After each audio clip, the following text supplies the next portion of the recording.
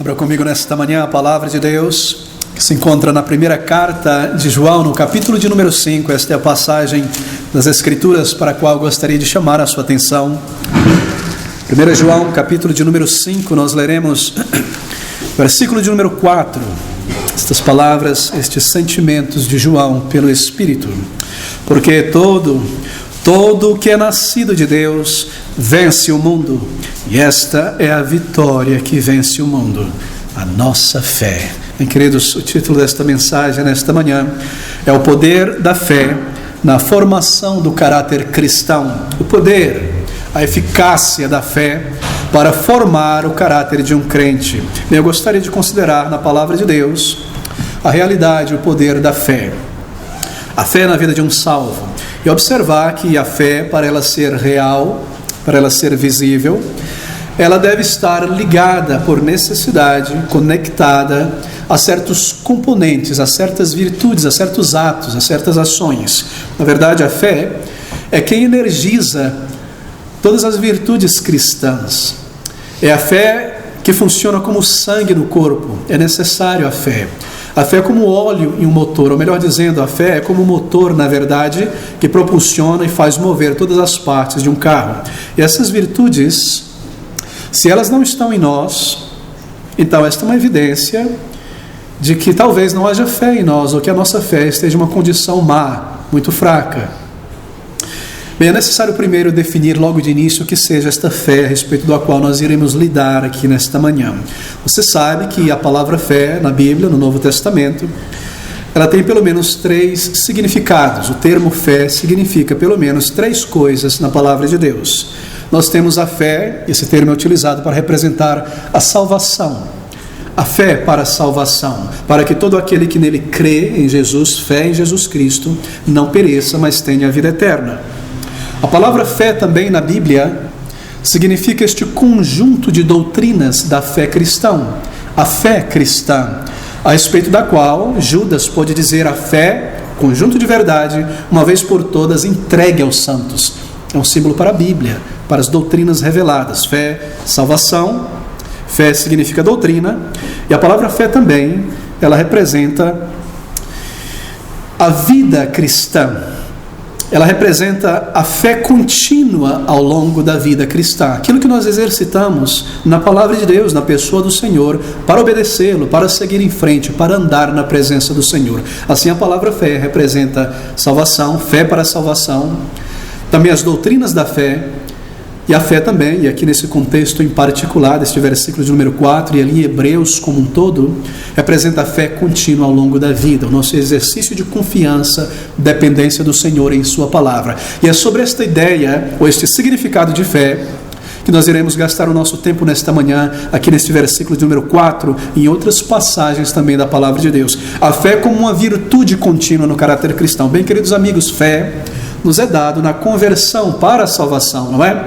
E a fé continua conosco, ela deve ser exercitada, cultivada, ela cresce, porque a fé irá energizar todas as virtudes da vida cristã. Bem, nós aprendemos muito sobre esta fé contínua, considerando o número de textos na palavra de Deus, onde a fé como uma virtude contínua aparece. A fé é quando ela está ligada com algo mais. Há muitos textos da palavra de Deus onde o apóstolo Paulo, Pedro, o próprio Senhor Jesus Cristo, ele conecta fé com algo mais. E nós estamos falando sobre a fé como um motor que propulsiona as demais partes de um carro, assim por dizer, ou a fé que energiza as virtudes cristãs. Assim nós aprendemos muito sobre a fé, considerando aqueles textos onde a fé está conectada com uma virtude ou com uma ação. Bem, a fé está sempre conectada com algo. Isso é muito importante manter em vista. Porque a fé, se eu posso colocar nesses termos, ela possui os seus aliados, os seus companheiros. E porque para que um crente, melhor dizendo, possua uma fé vigorosa, real, contínua, a sua fé não pode estar sozinha. Porque a fé não tem um fim em si mesmo. A fé ela não opera, não trabalha sozinha. Se eu puder ilustrar mais uma vez, a fé pode ser comparada a um motor de um carro potente. Agora, esse motor ele não tem qualquer uso utilidade para o carro, a menos que as demais partes, os demais componentes estejam conectados ao motor, a menos que o eixo esteja conectado ao motor, as rodas ao eixo, a caixa de câmbio, o volante. Então esse motor não servirá de serventia para esse automóvel. O motor não será serviço, se não há os outros componentes. E essa é a ideia da fé. A fé ela não tem serventia para um crente se esses demais componentes não estiverem ligados a ela, conectados a ela. Assim é tão importante observarmos esses textos da palavra de Deus que conectam fé com algo mais. Fé sem seus componentes, seus companheiros, ela é morta. A fé somente é real na vida de uma pessoa, ela somente é ativa, ela somente cresce se ela é acompanhada de certas virtudes, de certos deveres e ações. Virtudes e deveres e ações que a fé funciona para com elas como um motor que ativa e faz funcionar. E nós começamos a perceber o poder e a necessidade de uma fé vigorosa na vida cristã. Bem, meu objetivo é colocar a lente em alguns textos das Escrituras onde nós aprendemos sobre esta verdade, onde a fé está conectada com algo, andado de mão dada com algo, uma virtude, um ato, uma ação, uma atitude. Você irá perceber que os apóstolos em suas cartas, muitas vezes, eles unem o termo fé a algo que mostra a função da fé e o escopo da fé. Você nunca encontrará, a não ser quando a fé se refere à salvação ou ao conjunto de doutrinas, a ideia de fé como uma virtude desconectada de algo. A fé sempre está ligada a algo na palavra de Deus. Bem, deixa-me iniciar então. Eu vou chegar ao final do nosso estudo com esse versículo 5 de 1 João, mas volte-se comigo para Filipenses, capítulo 2, versículo de número 17, onde a fé ela estará unida a um componente vital da vida cristã. Filipenses capítulo 2, versículo de número 17, onde a fé está unida a um ato de sacrifício, a um ato de serviço ao Senhor.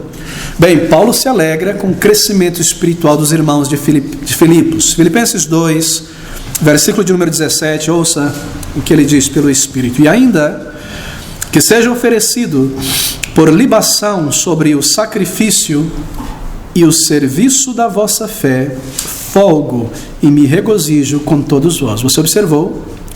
Fé está ligada a sacrifício e a serviço.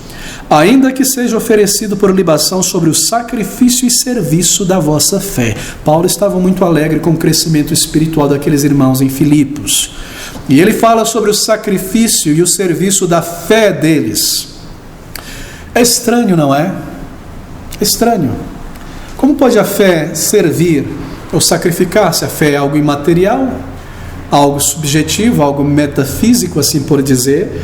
Pode, digamos, algo abstrato, fazer algo, mover uma pedra de um lugar para outro. Na verdade, não. Todavia, o que ele está dizendo é que a fé somente é real, ela somente existe quando ela se manifesta, quando ela se torna aparente, quando ela faz algo. Assim, a fé precisa estar conectada com algo. E aqui Paulo conecta a fé com serviço e sacrifício. Ele está dizendo que aqueles irmãos provaram ter uma fé vigorosa, uma fé real, pela manifestação, materialização de um serviço ao Senhor, de um sacrifício verdadeiro ao Senhor. E assim ele se alegra. Ainda que eu seja oferecido por libação sobre o sacrifício e serviço da vossa fé, folgo e me regozijo com todos vós.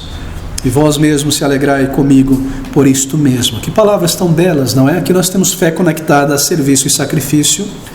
Fé que se manifesta na forma de serviço e sacrifício. Uma fé viva, uma fé ativa, meus irmãos, está sempre pronta a sacrificar, sempre pronta a servir ao Senhor. E se na vida cristã nós nos recusamos a fazer um sacrifício para o nosso Mestre, a servi-lo, a servir com os irmãos, então a nossa fé irá minguar. Este motor não irá entrar em movimento. A nossa fé irá desfalecer, porque a fé, ela só existe se ela é materializada, demonstrada. Assim também o amor. O amor ele não existe se ele não for expresso por meio de respeito, carinho, apreciação, palavras de amor, atitudes de amor. O amor não existe, a menos que ele seja expresso. Assim também a fé só é real quando ela é expressa, e aqui a fé é conectada pelo Espírito, através de Paulo, com serviço e sacrifício ao Senhor. Se na vida cristã eu sou o tipo de crente que somente faço o mínimo essencial para o meu Deus, Eu somente vou até onde eu não me canso. Eu somente estou na adoração e no serviço do Senhor conforme o meu corpo se sente disposto, conforme o clima está bom, conforme eu não tenho nada mais sério, assim por dizer, para fazer. Então a fé é ferida. E a fé aos poucos irá desfalecer, porque a fé contínua, a fé ativa, vigorosa, ela está intrinsecamente ligada a serviço e a sacrifício ao Senhor. Bem, a conexão entre fé e sacrifício e serviço, ela ocorre da seguinte maneira. A fé é uma persuasão, não é? Fé está persuadido, está convencido a respeito de algo. Fé é persuasão. Fé no Senhor Jesus, por exemplo, é uma convicção íntima, sincera, mental, de que Ele é o Senhor. Eu tenho fé nele, estou convicto disso. Eu aprendi, me foi dado isso. E porque a fé, ela está persuadida, convencida de uma verdade. Bem, se eu estou convencido, por exemplo, de que o Senhor Jesus é Senhor, você crê realmente nisso? Você tem fé nisso? Você está convencido disso, que Jesus é Senhor de fato? Ele é o meu Senhor, Ele é o teu Senhor, então eu o sirvo. Eu me entrego ao seu serviço. Eu me sacrifico em seu serviço porque Ele é Senhor.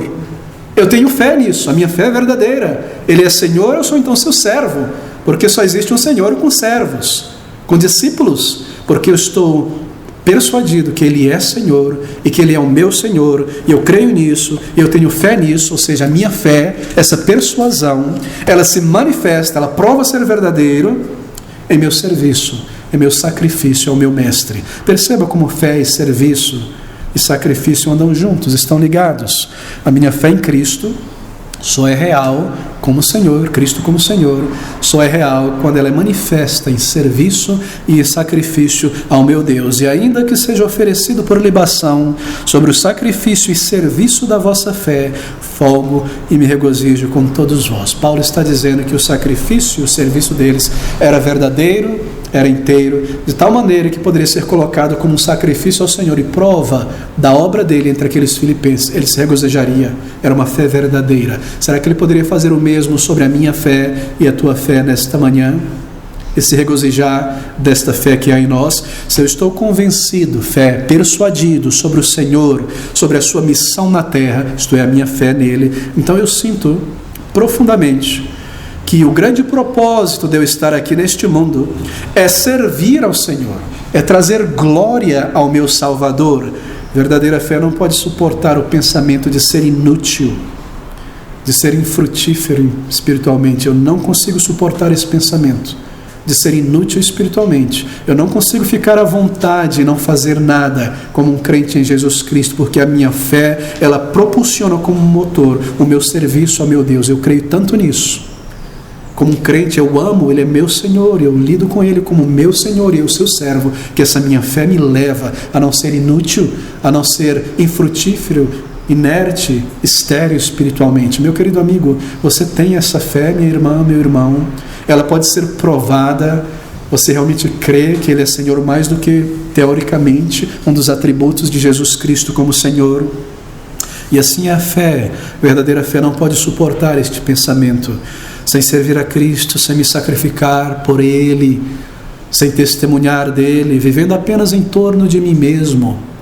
Estas coisas são muito sérias, porque fé no Senhor, como Senhor, é também uma evidência da nossa verdadeira conversão, que se manifesta por um sacrifício e um serviço verdadeiro ao nosso Deus. Mas, queridos amigos, fé aliada a serviço e sacrifício não conta o custo, não conta o custo, nem sente pesar pelo tempo, pelo recurso que é despendido com o Senhor.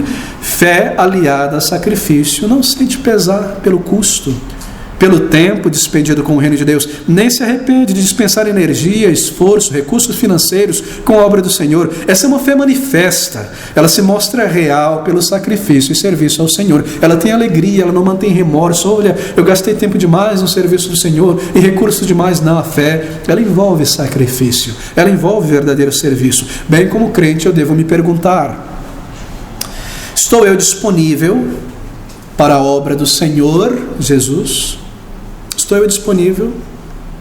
Estou eu disponível a me dedicar à obra do Senhor? Eu me dedico à obra do Senhor Jesus? Ou eu retenho toda a energia, todo o recurso, todo o tempo disponível depois do trabalho e dos afazeres para mim mesmo, e me entrego a mim mesmo, para o meu bem-estar temporal, para o meu prazer, para o meu conforto. Se eu estou agindo assim, e eu sufoco e impeço o zelo de servir ao Senhor, então eu impeço e sufoco o zelo que a fé tem pelo Senhor, em servi-lo, em amá-lo, em demonstrar que eu sirvo ao Senhor, o desejo que ela tem de crescer, e assim ela murcha e ela esfria gradualmente. Será que não é esta a razão porque muitos crentes andam por um túnel muito frio na vida cristã, sem alegrias, como uma vida de tobogã, bem, mal, não me sinto bem, me sinto bem, não me sinto mal, não sirvo, não tenho ânimo, porque não há um serviço real?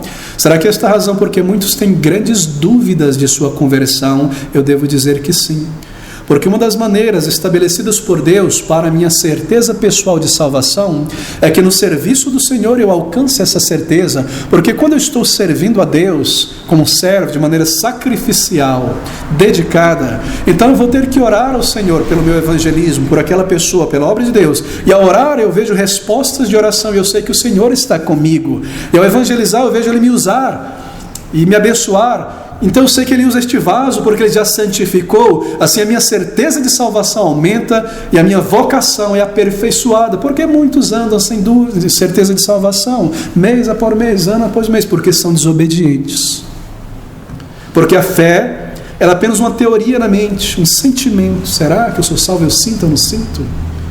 Mas quando está engrenado a serviço e a sacrifício, então essa fé se torna vigorosa, a minha certeza é grande, Ele me amou, Ele me salvou, eu sei que Ele é meu Deus, Ele responde às minhas orações, não há mais dúvida, é claro como a luz do sol, eu estou com Ele, Ele me receberá na glória. Veja como Ele me salvou, veja como Ele me dá instrumentalidade, Ele me deu o seu Espírito que move estas coisas em mim. Ó, queridos amigos, às vezes pastoralmente, eu preciso sempre ser gentil e sensível. Mas será que alguns irmãos não percebem isso? Que muitas vezes a falta de uma profunda certeza de salvação está ligada à desobediência, ou está ligada a uma fé minguada. Essas coisas estão aqui diante de nós para apreciarmos com seriedade. A fé aliada a sacrifício e a serviço, ela deve estar sempre ali. Bem, muitos crentes demoram para compreender isso, que fé no Senhor é vivida em termos de sacrifício. Você nunca terá, entenda isso, você nunca terá todo o tempo disponível para servir ao Senhor. Não, nós temos que trabalhar, e trabalhar duro, e estudar, e cumprir nossas responsabilidades, e o tempo está correndo. Você nunca terá todo o tempo disponível para servir o Senhor. É ao longo do serviço, do trabalho diário, dos afazeres, das responsabilidades, que você serve, você vive a tua fé. Como, pastor? Eu não tenho tempo. É exatamente isso, sacrifício. Percebeu a ideia? Você nunca terá o tempo que você espera e deseja no teu coração para servir ao Senhor. É aqui onde entra o sacrifício. A fé serve ao Senhor e a fé sacrifica ao Senhor como sacrifício e serviço da vossa fé, diz Paulo. Ele não lida apenas com serviço, ele mostra o serviço através de um sacrifício. Bem, aqui nós temos então fé aliada a sacrifício e serviço, ou melhor, fé que se manifesta e se evidencia, prova-se através de sacrifício e serviço ao Senhor. Eu devo dizer isso, queridos irmãos, que pessoalmente eu não me impressiono com pessoas que falam muito, conversam muito, não. Eu me impressiono com pessoas que servem ao Senhor, que são sacrificiais. Não me impressiono com grande conversa. Como crente você não deveria se impressionar também, não. Você deve se impressionar com conduta, sacrifício ao Senhor. Muitas vezes há pessoas românticas, não quero servir ao Senhor, isso, mas cadê a pessoa? Um dia sim, um dia não. Onde está? Serviço. Sacrifício mostra que Cristo é Senhor em meu coração. A fé manifesta, ela se evidencia desta maneira. A fé, ela forma o caráter do salvo e ela faz isso pelo serviço e sacrifício ao Senhor. Assim, se não há serviço ao Mestre e não há caráter cristão sendo formado, sendo evidenciado, essas virtudes, então a minha fé é uma ferramenta cega. Se é que ela existe, uma fé genuína dentro de mim. Tiago pergunta: mostra-me a tua fé, mostra-me a tua fé Você tem fé? Mostra-me as tuas obras, não é? E Paulo parece perguntar: você tem fé? Mostre ela pelo teu sacrifício e serviço ao Senhor. É a mesma ideia, é a mesma verdade. Onde está a tua fé, querido amigo? Ela é real? Bem, essas palavras nos desafiam, não é? Elas nos desafiam tremendamente. Bem, outro texto onde o escritor inspirado agora liga a fé a uma virtude é 1 Tessalonicenses capítulo 5, versículo 8. Primeiramente, fé está ligada a sacrifício e serviço ao Senhor. Ela faz estas virtudes crescerem. E aqui nós temos em 1 Tessalonicenses capítulo 5, versículo de número 8, fé está conectada com amor. Mas nós, que somos do dia, sejamos sóbrios, vestindo-nos da couraça da fé e do amor, e tendo por capacete a esperança da salvação. Você observou? Couraça da fé e do amor. Couraça da fé e do amor. Aquele peitoral do soldado, naquela couraça que vai da frente até atrás para proteger o soldado contra lanças, espadas, flechas e golpes, etc. Couraça da fé e do grande amor. Grande importância na defesa espiritual. Fé misturada com amor. Fé e amor andam de mãos dadas, assim como amor e verdade, nunca separados. Fé e amor andam de mãos dadas para a defesa do crente, é uma couraça.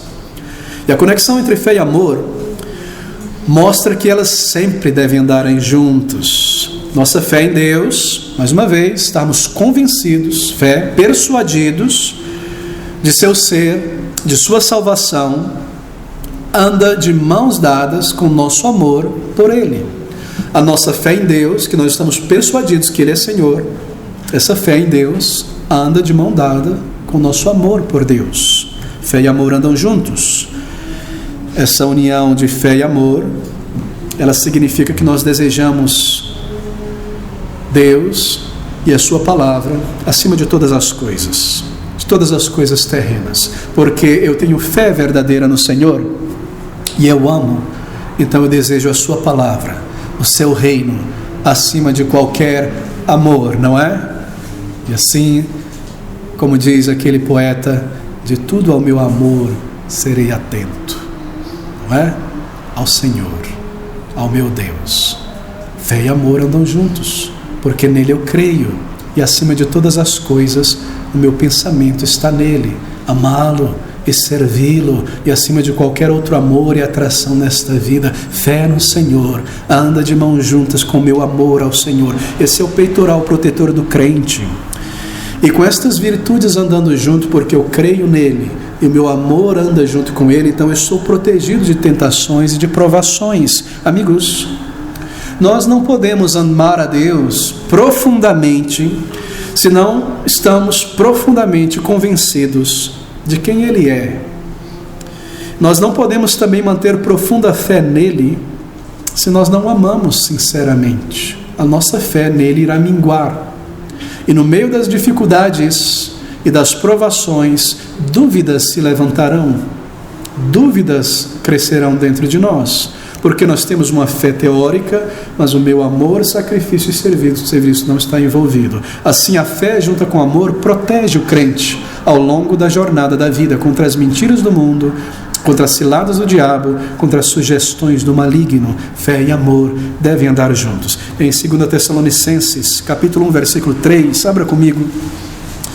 Nós temos essa conexão da fé com o amor aparecendo aqui novamente. 2 Tessalonicenses 1, 3. Sempre devemos, irmãos, dar graças a Deus por vós, como é justo, porque a vossa fé cresce muitíssimo e o amor de cada um de todos vós aumenta de uns para com os outros. Bem, o apóstolo se refere ao amor entre irmãos aqui. Bem, o amor deve ser expresso de alguma maneira. E se o amor é o maior de todos os dons, então a forma mais refinada do amor é o amor entre irmãos. Porque a falta da presença do amor entre irmãos sufoca a fé, abafa, mata a fé. Quando crentes em Jesus Cristo se portam demasiadamente distantes uns dos outros, ou ignoram uns aos outros, ou quando a fofoca irrompe no meio do povo de Deus, então a fé é sufocada e minada. Quando maledicência e maus sentimentos se levantam, então a fé é diluída, porque o comando de Cristo, Senhor, é que o seu povo se ame de uma maneira ativa um ao outro. E se esse comando é desprezado, então a fé do povo de Deus é sufocada, a fé na palavra de Deus, a fé no serviço ao Senhor no serviço do Senhor. Muitos crentes, na verdade, jamais se imaginariam desprezando algum comando do Senhor. Na verdade, desprezando um comando do Senhor, uma lei do Senhor, mas é o que fazem quando não têm uma atitude de interesse genuíno pelos irmãos. O novo mandamento vos dou, que vos ameis uns aos outros. Como um novo mandamento? Acaso todos os mandamentos não foram dados? E esse mandamento de amar um ao outro não foi dado antes? É claro que sim. Mas foi dado por Cristo, porque foi exemplificado dele de uma maneira muito maior do que em qualquer outro período. Assim ele nos deu este comando. Às vezes, é tão triste, porque nós estamos falando sobre amor e de alguma maneira estranha, na mente de algumas pessoas, isso soa com uma coisa infantil, boba. São pessoas que não perceberam que o amor, a verdade deste amor é. E eles despedem isso aí, colocam de lado esta ideia de amor. Isso é algo bobo, amor, essa coisa de amizade, coisinha de criança.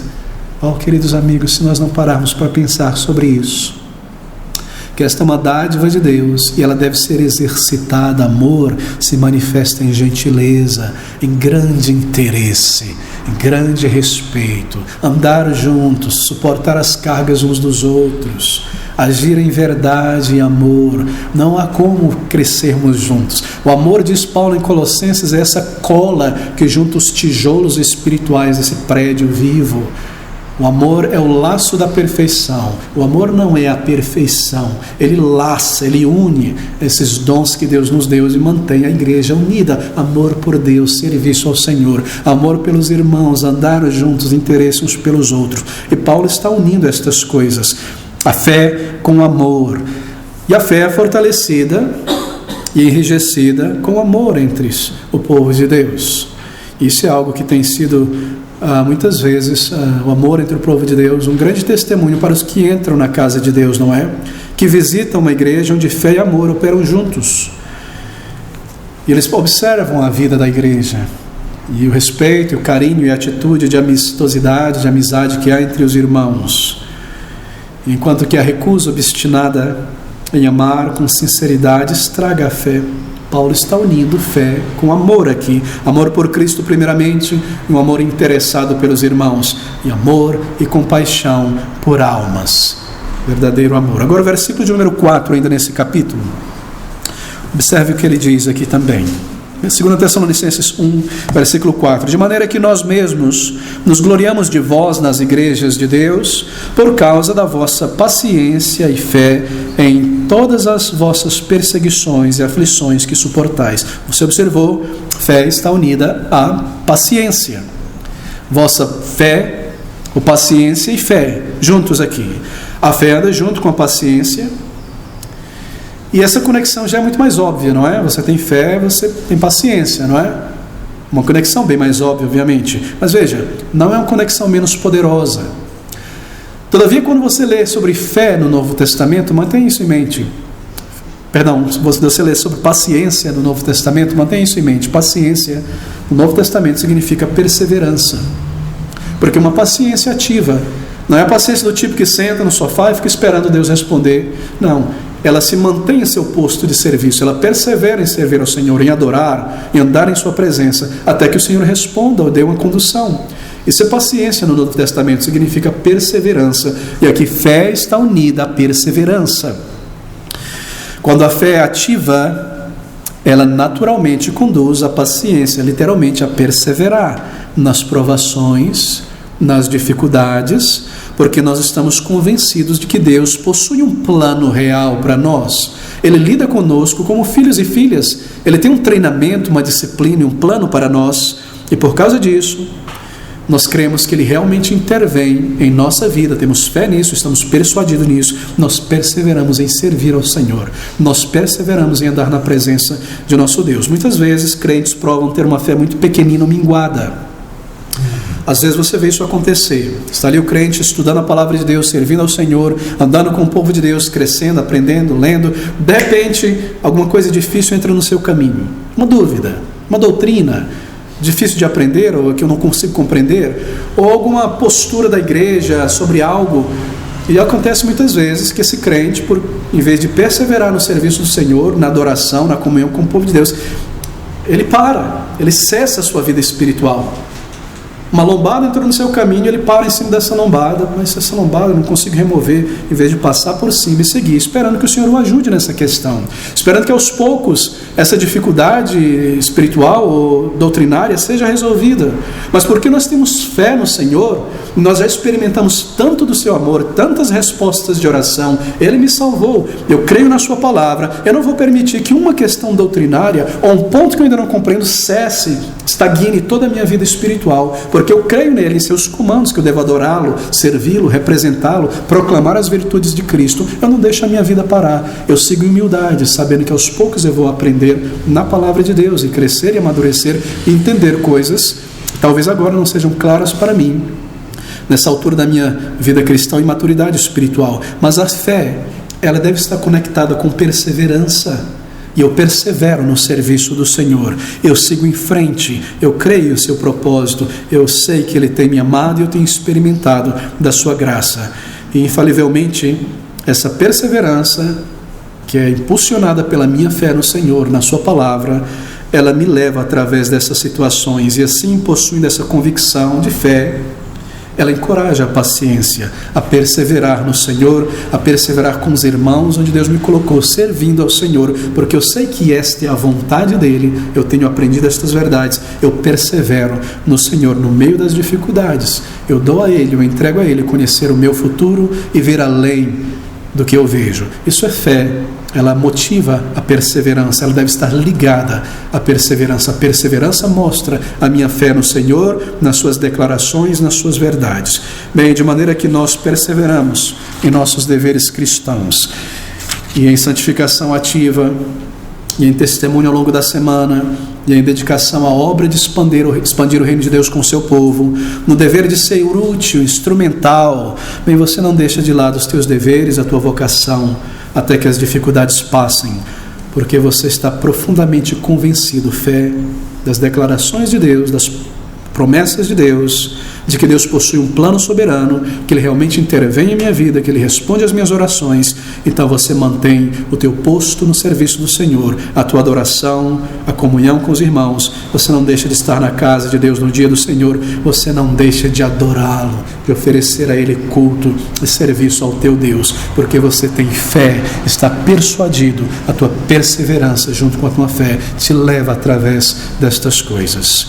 Bem, queridos irmãos, por outro lado, se nós não estamos prontos a exercitar paciência, nós rapidamente enfraquecemos a nossa fé.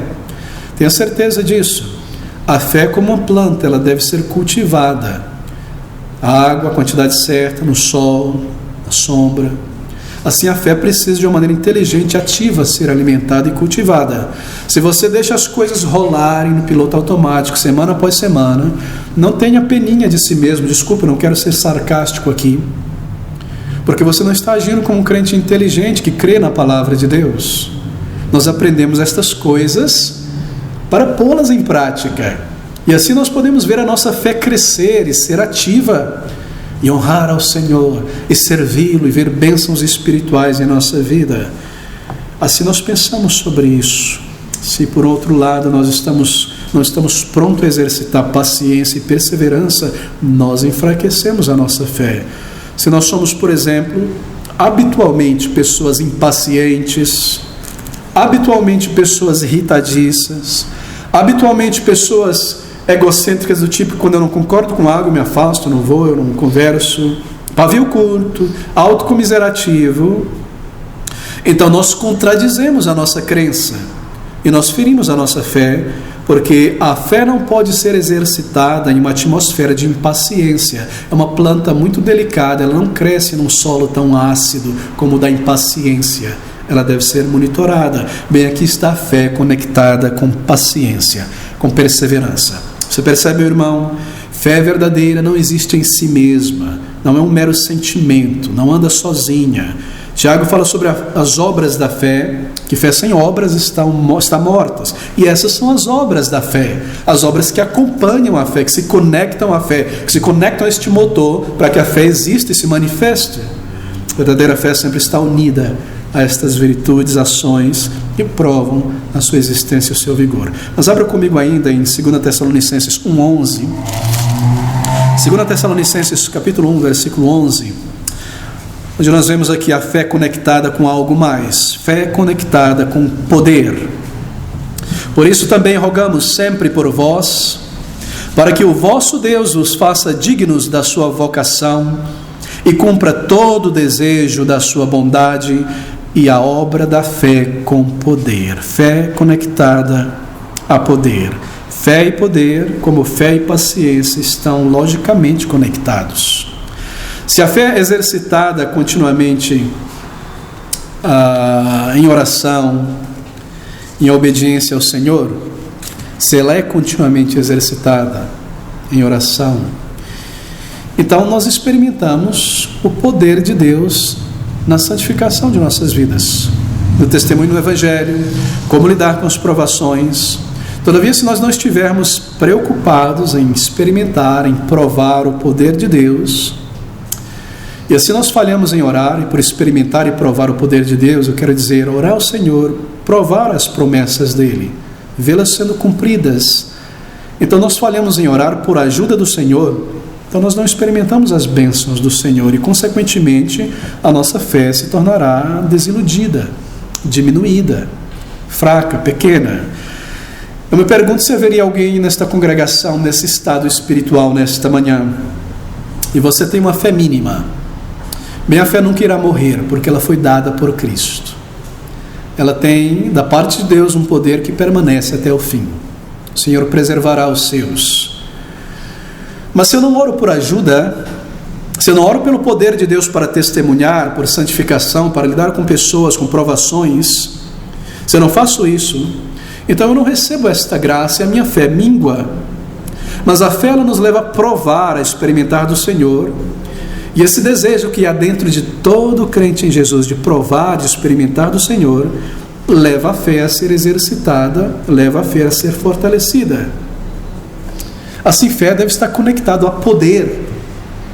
Eu creio no Senhor, eu creio em suas promessas, eu estou persuadido disso, eu oro ao Senhor e eu recebo poder para testemunhar, poder para vencer as minhas inclinações carnais, aqueles traços da minha personalidade que eu quero ver vencido, levantar da letargia. Eu recebo do Senhor, eu creio nisso, eu oro ao Senhor e eu recebo poder, graça do Senhor para estas coisas. Assim, fé está ligado a poder, a obra da fé com poder. Qual é a obra da fé com poder? Parece que está falando abstratamente naquilo que eles fizeram, aquilo que eles realizaram, aquilo que ele viu na vida deles. Uma obra, resultado da fé na sua vida com poder.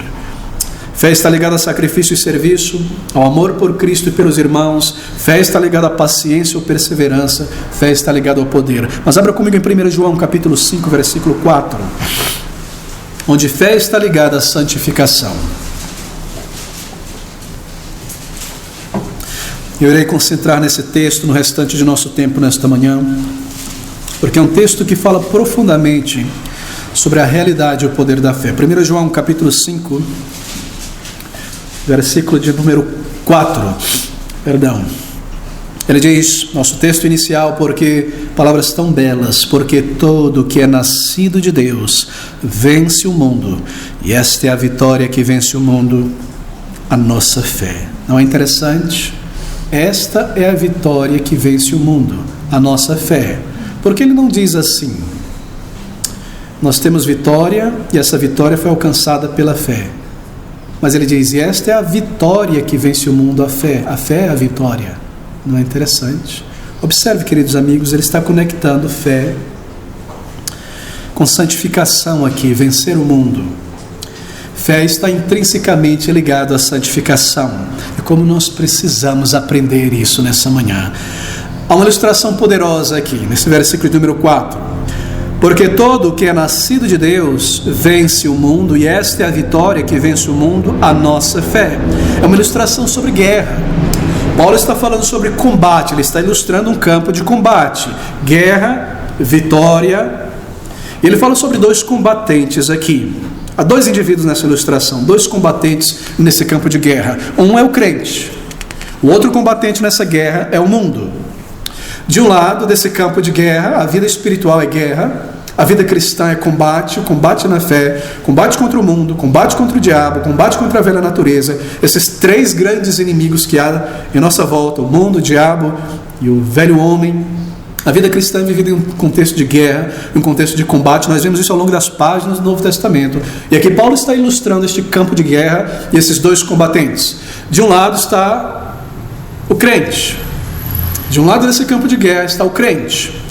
E ele é chamado aqui nesse texto de nascido de Deus, porque todo que é nascido de Deus.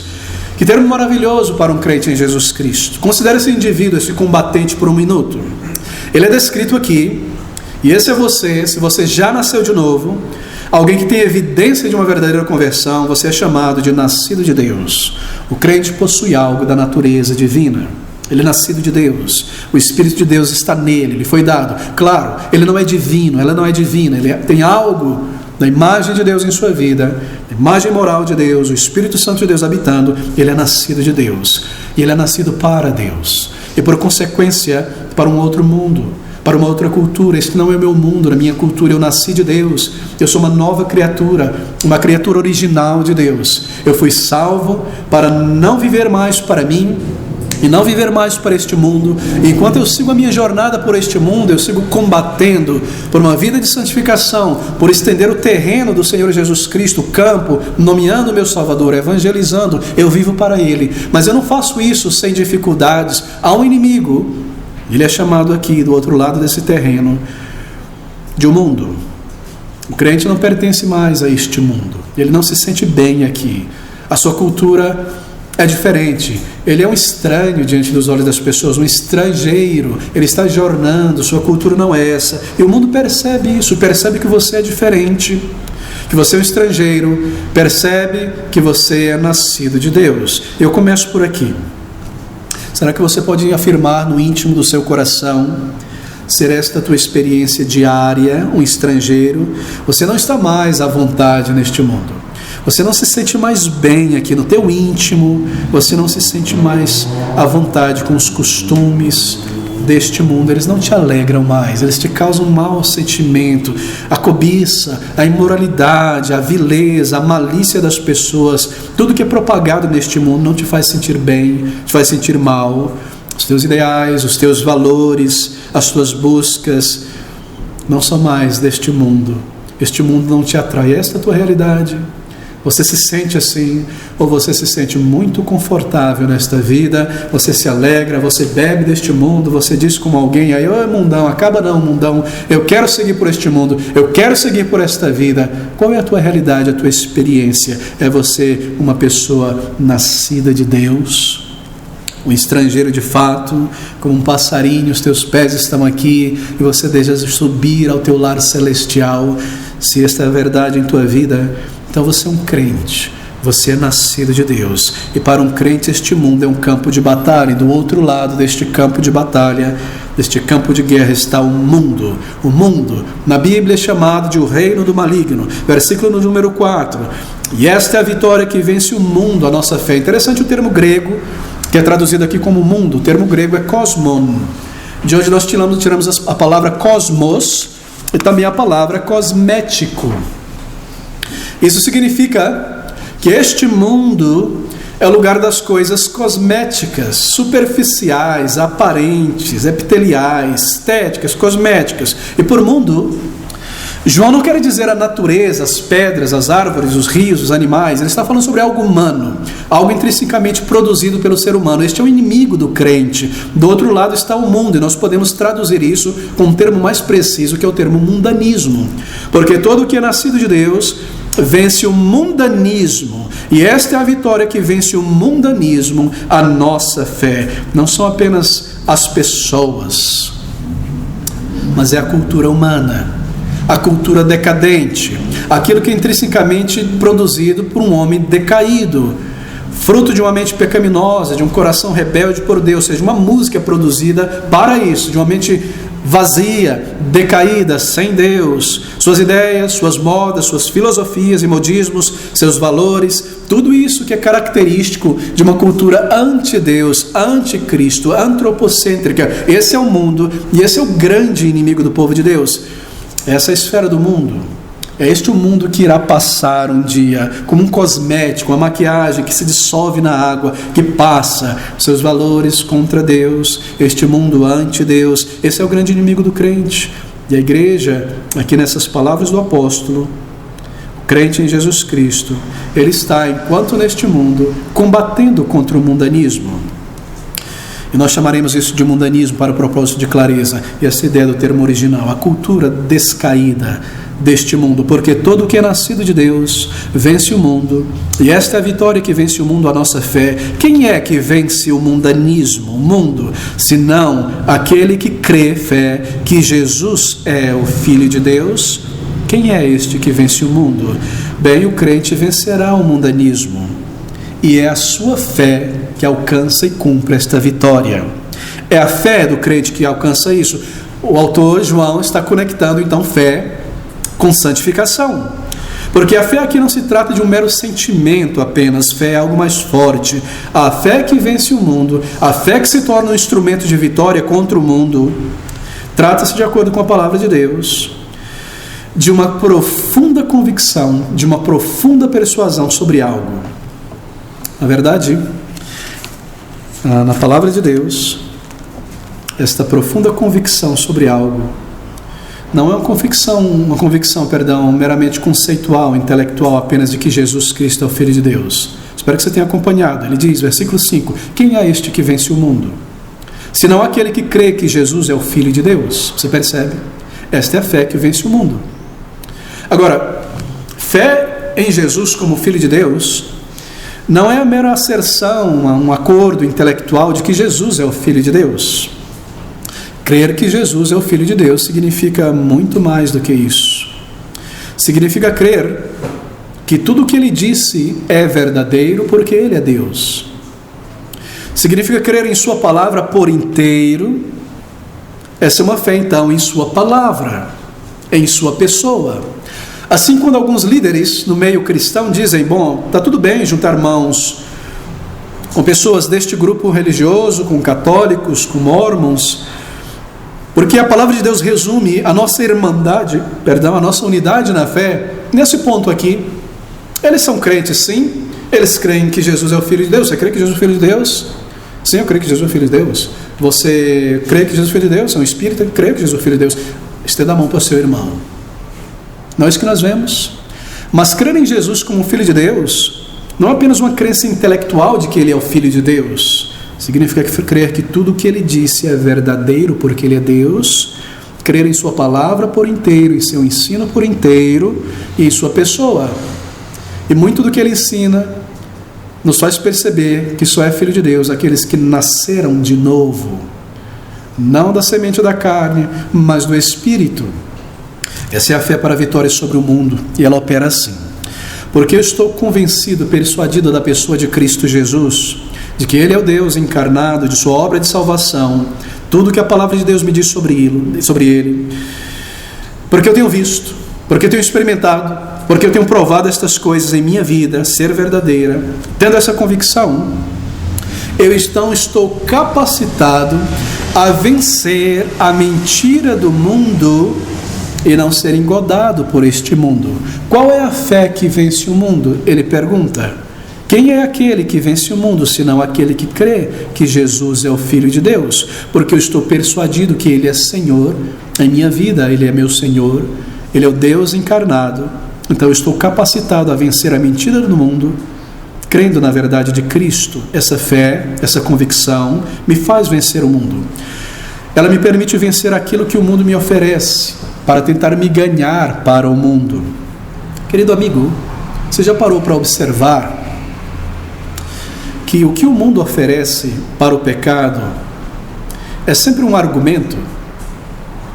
O mundo sempre apela à nossa mente. O mundo sempre oferece um argumento. O que o mundo oferece é um argumento para me convencer e me atrair e me vencer. O mundo sempre oferece, por exemplo, ao me levar a pecar, um argumento para a sensualidade.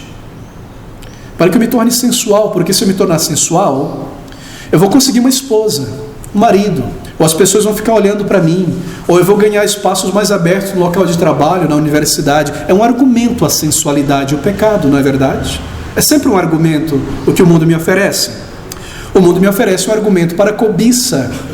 E você vê isso mesmo entre crentes. Eu conheci uma certa pessoa, muito cobiçosa, mas o argumento dele é esse: eu for rico, muito rico, e ganhar muito, então eu vou poder, por exemplo, testemunhar para pessoas ricas que nunca vão na igreja, não querem saber de nada, porque eu vou estar andando num círculo no meio delas. O mundo oferece um argumento para a cobiça. O mundo oferece um argumento para o orgulho, um argumento para negar o senhorio de Cristo e dirigir a minha própria vida. É sempre um argumento que o mundo oferece, e assim me tornar um dos seus, um crente mundano, se é possível tal coisa. O mundo oferece um argumento para me convencer, para me atrair e para me vencer, me tornar um mundano, me fazer pecar e me agir como não crente. Mas porque eu estou persuadido aqui a fé, eu estou convencido da verdade, então eu venço o argumento do mundo. Eu não sucumbo ao mundanismo. E é isso que a fé faz para um crente, e o leva a vencer o mundanismo, os argumentos de um mundo controlado por Satanás. Porque todo o que é nascido de Deus vence o mundo, e esta é a vitória que vence o mundo, a nossa fé. Quem é que vence o mundo, senão aquele que crê que Jesus é o Filho de Deus? E essa é a ideia da fé que leva a vitória contra o mundo. Deixa-me explicar isso. Antes da conversão, eu e você, nós experimentamos e nós vivemos e nos entregamos à mentira do mundo, não é? Aos argumentos do mundo, o tempo todo. Aos argumentos que são oferecidos a nós em muitos embrulhos belíssimos. O mundo nos oferecia argumentos para o pecado embrulhado em coisas magníficas, coisas atraentes. Mas você foi salvo um dia. E pela fé, convicto sobre Cristo, você veio a Ele, então você foi liberto da mentira do mundo. Você experimentou o mundo e o produto do mundo que Ele vende, Ele nos oferece, argumentando para nós abraçarmos, que é o pecado. Antes da conversão você provou o mundo e o seu produto. Você viu e sentiu o engano do pecado, as decepções, a poluição que isso causou em tua alma, a culpa, o senso de morte, a cicatriz. Então você conheceu a Cristo, você foi liberto por Ele, e por essa convicção, essa fé real, experimental, você então vence agora a mentira do mundo. Você não é mais enganado pelo mundo, porque você conhece a verdade sobre o mundo e o seu produto, que é o pecado. Você está entendendo? E embora o mundo te ofereça o pecado agora como uma pessoa salva, o mundo te ofereça um pecado, uma tentação embrulhado em uma embalagem maravilhosa, em várias embalagens, o mundo não irá te ludibriar e te ganhar mais, porque antes do mundo subir no palco e atuar e encenar e tentar te convencer, você já viu o mundo lá atrás, sem maquiagem, sem máscara. Você experimentou do mundo, você o conheceu. E porque você foi salvo, a tua fé está no Senhor, persuadido da tua vida com Ele. Quando o mundo vem argumentar contigo para o pecado, você vence o mundo pela fé no Senhor Jesus. Você vence o argumento do mundo. Porque todo o que é nascido de Deus vence o mundo. E esta é a vitória que vence o mundo, a nossa fé no Senhor, em Sua palavra, nas verdades eternas que transformaram a nossa vida. A fé vence o mundo. Isso significa, querido amigo, que a fé nesse texto é uma forte persuasão da verdade. Aqui está a pergunta: quem é que vence o mundo, senão aquele que crê que Jesus Cristo é o Filho de Deus? Você pode colocar isso no afirmativo. Aquele que vence o mundo é aquele que crê que Jesus Cristo é o Filho de Deus, crê em Sua palavra, em Suas declarações sobre separar-se do mundo, sobre amá-lo, sobre amar uns aos outros. Eu creio nisso, eu creio nele, eu creio em Sua palavra. E quando eu sou confrontado pelo mundo, eu venço o argumento do mundo pela fé. Eu não vou comprar essa roupa, eu não vou usá-la, porque isso vai promover a sensualidade. Eu creio no meu Salvador que é santo e diz: buscai a santificação, sem a qual ninguém verá o Senhor. Porque eu estou persuadido dessa verdade, eu rejeito isso de todo o coração, com toda a violência santa. Eu não vou pôr meus pés nesse caminho errado. Eu estou persuadido que, meu Deus, me coloquei em um caminho estreito para amá-lo e servi-lo. Eu não vou colocar os meus olhos sobre esse lixo na internet. Eu não vou ser levado por essas coisas. Eu tenho fé, eu estou persuadido que Ele me vê, Tu és o Deus que vê, e que Ele busca a verdade no íntimo. Eu não vou mentir entre os irmãos, e muito pior, eu não vou ser insincero, que é a irmã gêmea da mentira entre meus irmãos. Eu estou persuadido que meu Deus é santo, e por isso eu venço o mundo. Qual é a fé que vence o mundo? Perdão, qual é a vitória que vence o mundo? Quem é aquele que vence o mundo? Você tem fé? Ou você tem sido derrotado pelo mundo? Isso prova que a sua fé está tão minguada, ou que não há nenhuma fé ali. Fé, querido amigo, é um instrumento da vitória, porque nessa convicção, primeiro, nós nos agarramos a Cristo, apesar da oposição do mundo, e Ele é como o nosso paraquedas, o nosso salva-vidas. Assim Ele nos permite vencer o mundo e escapar da condenação que aguarda o mundo. A fé, segundo, ela opera através e pelo amor que nós temos a Deus. Ela nos afasta do amor do mundo. Como eu posso amar esse mundo e me alegrar nele, estar cantando essas músicas vazias, absurdas, que promovem o adultério, a mentira, o erro, o que seja, quando eu amo o meu Salvador que é santo? Como eu posso colocar essas coisas dentro de mim? Estar cantando o lixo desse mundo, quando eu estou persuadido que Ele de fato é santo? Como eu posso misturar essas coisas? Como eu posso tomar o cálice dos demônios e tomar o cálice de Cristo? Não, eu estou persuadido. A minha fé me leva a vencer o mundo, na internet, nas ruas, e o que quer que seja. Qual é a fé? Quem é aquele que vence o mundo, senão aquele que crê que Jesus é o Filho de Deus? Quando nós vemos muitos crentes capitulando para o mundo, para o álcool, para a tatuagem, para a imoralidade, para os ídolos, dobrando o joelho no ídolo do futebol, o que quer que seja, o que nós descobrimos é que eles não têm uma fé verdadeira. É que a fé deles entrou em colapso, ela é muito pequenininha, ela é muito fraca. O mundo os vence e os engole. Quem é aquele, pergunta, que vence o mundo, senão aquele que crê que Jesus é o Filho de Deus? A fé opera através desse amor que nós temos por Cristo. A fé santifica e purifica o coração daquelas concupiscências carnais, da cobiça, do orgulho, do cinismo, da ironia no meio do povo de Deus. A fé vence estas coisas e diz: são coisas do mundo, eu não irei agir assim, eu não irei guardar esse meu coração. Queridos amigos, a fé produz esses frutos. Às vezes crentes agem de uma maneira tão terrena por falta de maturidade. Quando nós vemos esses frutos na vida de uma pessoa, saiba que isso foi uma obra do Espírito, saiba que foi Ele. Não confunda isso com coisas terrenas. Se uma pessoa tem autocontrole, isso é dado pelo Espírito. Não confunda isso com ser polido. Fulano é muito polido. Porque o ser humano sem Cristo consegue se polir. Mas se é autocontrole, se é domínio próprio, se é gentileza, é um fruto do Espírito. Se uma pessoa é humilde, ela guarda os seus lábios, isso é uma obra do Espírito. Não é uma pessoa fraca, não é uma pessoa tímida, fleumática, não. É uma obra do Espírito. Ao mesmo tempo, quando nós vemos o contrário, a ironia, o cinismo, o mau temperamento, a fofoca, saiba, tenha certeza que essa é uma obra da carne, é um fruto da carne. Mas o fruto do Espírito, exercitado pela fé, produz estas coisas em nós. E nós devemos glorificar a Deus e louvar por ver frutos do Espírito no meio do povo de Deus e nos alegrar com isso e louvar o Senhor. E a fé produz estas coisas. A vitória que vence o mundo é a nossa fé. Observe algo mais importante nesse versículo, algo ainda importante nesse versículo 5. Quem é que vence o mundo? Ele pergunta. Senão aquele que crê que Jesus é o Filho de Deus.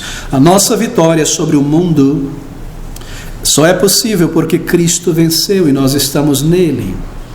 João 16:33, eu venci o mundo, diz o Salvador. De nós mesmos nós jamais venceríamos. Nós éramos parte deste mundo, estávamos institucionalizados neste mundo, amávamos este mundo. Mas por causa da vitória de Cristo e porque nós estamos nele, nós vencemos o mundo. Quem é que vence o mundo, senão aquele que crê que Jesus é o Filho de Deus e está nele?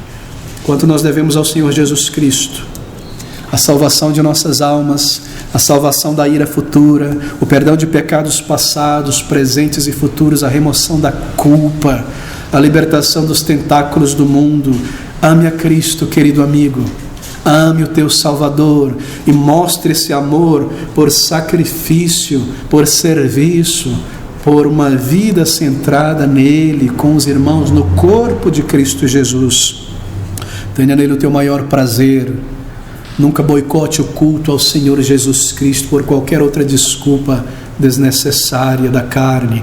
Lembre-se que Ele é o teu Senhor. Nunca deixe a adoração do Senhor. Lembre-se todo dia que você vive com o propósito de honrá-lo, de proclamar as virtudes do teu Salvador. Pergunte a si mesmo: tudo que você for fazer, implementar, comprar na tua casa, no teu lar, no teu local de trabalho, pergunte a si mesmo, escreva na frente de tua mente: isso está de acordo com a vontade do meu Senhor? Isso irá glorificá-lo? Pergunte sempre isso: está de acordo com a vontade de Cristo? Irá glorificar a Cristo? A tua vida está se dirigindo para aquele grande dia, quando você se encontrará com o Senhor, e Ele próprio, Ele mesmo te receberá. Nós vivemos para o Senhor, nós somos dele, e Ele é o nosso Senhor. Amor por Cristo, verdadeira fé no Salvador. E no versículo 4 ele diz: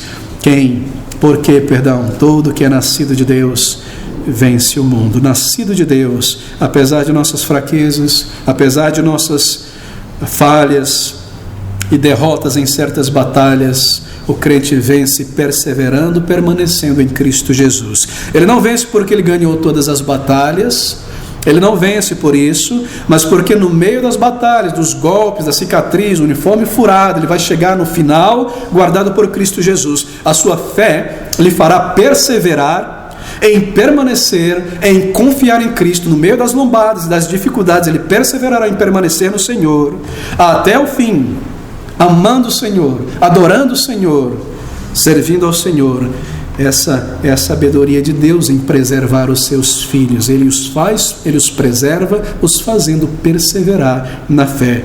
É assim que Ele os salva do mundo, é assim que Ele nos salva de ser condenados pelo mundo. Sua vitória é que lhe é dado perseverar, ainda que ferido, ainda que tropece algumas vezes, a fé o fará vencer.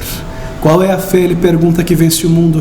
Todo que é nascido de Deus vence o mundo, e esta é a vitória que vence o mundanismo, a nossa fé. A fé te fará vencer, a fé te fará passar aquela linha final para dentro do céu, vencendo e deixando o mundo para trás, perseverando até o final. Qual é o grande sinal de uma pessoa que nasceu de novo? Essa perseverança em santidade, em permanecer no Senhor, em permanecer como povo de Deus. Ela te permite vencer o embaraço do pecado, o embaraço do ego que agarra os teus pés neste mundo e sempre justifica uma vida fria espiritual.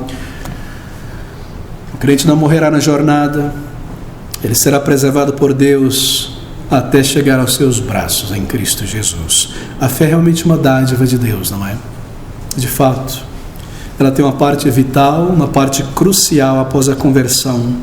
E esses textos nos ajudam a entender que a fé deve florescer, ela deve amadurecer, ela deve ser frutífera. A fé nunca anda sozinha, ela está ligada, conectada por necessidade a estas virtudes: sacrifício e serviço, amor por Cristo, pelos irmãos e por almas, fé conectada à paciência ou perseverança, fé conectada a poder, experimentar o poder de Deus em nossa vida em resposta à oração, conforme nós buscamos, fé conectada à resistência cristã contra o mundanismo, que a fé vence o mundo. A fé é uma dádiva de Deus, queridos amigos.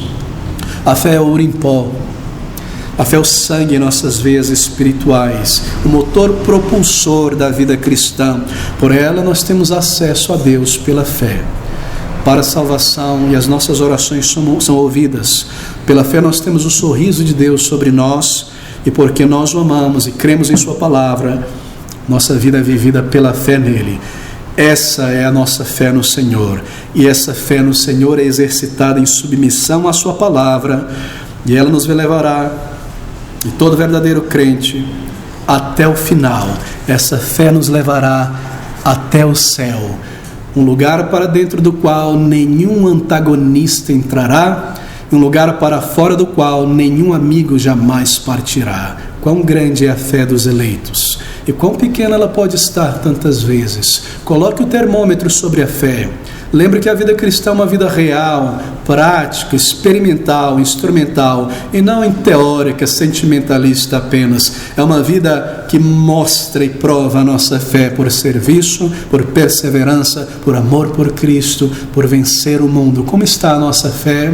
Ela tem crescido. Aqui está, a fé conectada com estas virtudes, a fé que energiza estas virtudes. Que o Senhor nos abençoe nesta manhã a não sairmos daqui sermos crentes esquecidos, e a nos entregarmos aos nossos velhos hábitos de indisciplina e voltarmos à casa de Deus no próximo domingo, talvez letárgicos, sem orar, sem adorar, sem servir, mas voltar com frutos em nossas mãos, de uma semana abençoada, de vida progredindo no serviço do Senhor, de vendo esses frutos em nossas vidas por uma fé cultivada na presença do Senhor.